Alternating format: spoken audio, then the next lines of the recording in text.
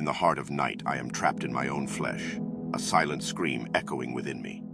My body is a prison, unmoving, while grotesque shadows unfurl in my periphery, their silent whispers turning the silence into a symphony of dread. I am an unwilling marionette, my strings severed, yet the macabre puppet show of sleep paralysis carries on. This isn't sleep, it's a limbo between the waking world and the dream realm, a horror show directed by my own mind. I am awake, yet I am not, entombed in my paralysis, a victim of the most intimate terror, the fear of my own subconscious. The darkness in my room deepens, the shadows coiling into menacing silhouettes, a monstrous pantomime performed just for me. Their whispers grow louder, an uncanny chorus in a language only fear understands. My heart pounds a desperate rhythm, a lone drummer against the cruel stillness. I yearn to fight, to flee, yet I am bound by an invisible force, chained within myself. Every second stretches into eternity, a solitary confinement within the twisted labyrinth of my mind. The night was still, the only sound being the soft hum of the air conditioner and the occasional rustle of leaves outside my window. As I surrendered myself to sleep's embrace, I felt a sense of tranquility, a quiet before a storm I was yet to foresee. Suddenly I found myself awake, or at least I thought I was. My mind was alert, thoughts racing, but my body was a statue frozen in an eerie stillness. A sense of dread started to seep in, replacing the tranquility with its cold, clammy fingers. Then it appeared. A figure more shadow than substance, a dark, humanoid silhouette, detached itself from the corner of my room. It moved unnaturally, disjointed, like a marionette manipulated by invisible strings.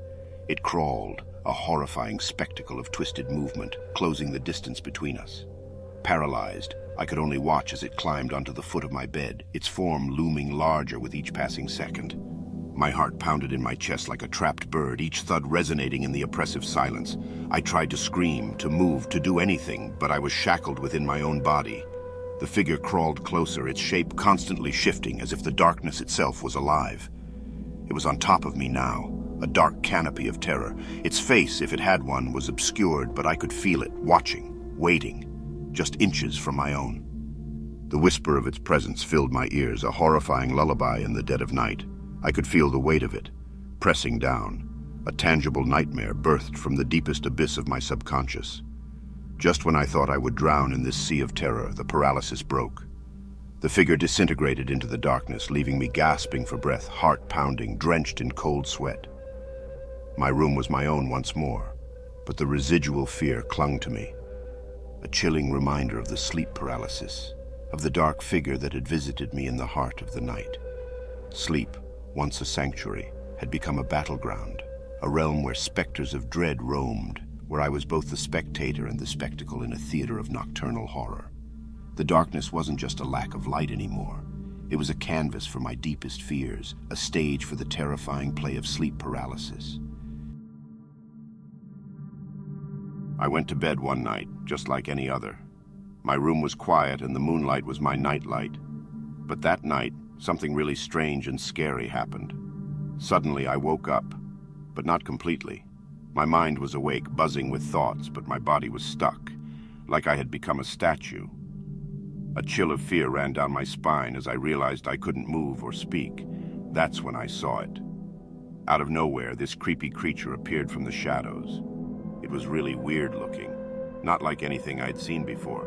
It started moving towards me, slow and shaky, like a zombie from one of those horror movies. Then it was right over me, its freaky face really close to mine. But what happened next was the scariest part. The creature opened its mouth and let out a scream, a sound so terrifying that it would give any horror movie a run for its money.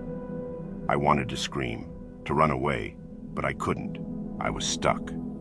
Frozen in my own bed, the creature's scream echoing in my ears. After that, the creature would just stand there and stare into my eyes, before he suddenly disappeared when I blinked.